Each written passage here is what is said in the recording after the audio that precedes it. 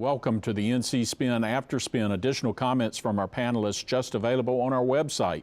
Question to Chris: what did you wish you had had a chance to say on last week's show and didn't get to? Well, we talked briefly about the legislature's override of Governor Cooper's veto. Governor Wicker brought up the fact that there were no amendments allowed, and we've talked about that process before. It's interesting, this past week in the General Assembly, a Republican member of the House really excoriated the leadership for the process all along in the session.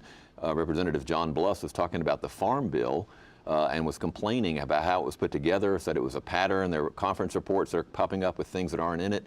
I don't think that necessarily is a big political winner for the Democrats, but it was fascinating that a Republican member of the caucus has sort of taken on the speaker. And if the Republicans do maintain the majority, I do think there's a growing unease among some of the people, and they aren't always happy to speak out about the way this process is happening. This happens anytime one party is in power for a long time. It happened when the Democrats were running the legislature. The rank and file members are very unhappy when they're given things and said, this is what we're doing. You don't have really anything to say about it, and also don't challenge what we've done, or will, as the speaker claimed, Representative Bluss was impugning the integrity of the House.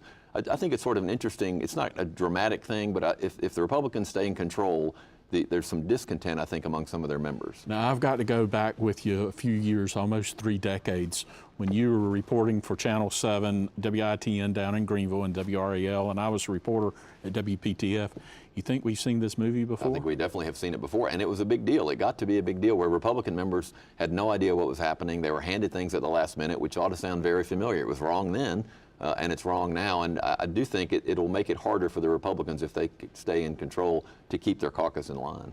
Well, thank you for watching After Spin. More comments on video right here on our website throughout the week at ncspin.com.